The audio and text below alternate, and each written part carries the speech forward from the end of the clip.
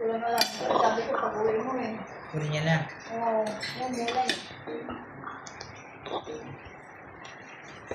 Mamaya pipiliin ko yung mga gamit Kunin eh. mo pag-uwi. Si Bobet, may mga gamit dun eh na, ayun na.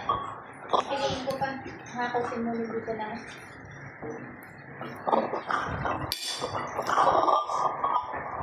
Sino nga ang siguro? Little. Sabi ko naman.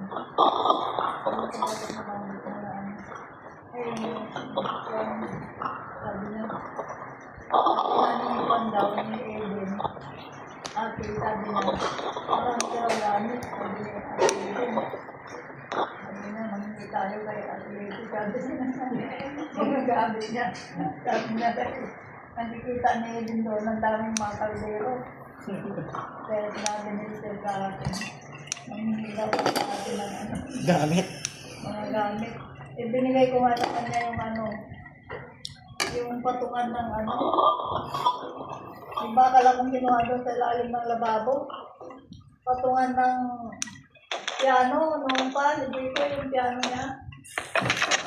Hindi ba bakal yun? Kinuha niya, hiningi niya. Sige, sabi ko, baka pwede pang gawin yung labit. Nakita ito ng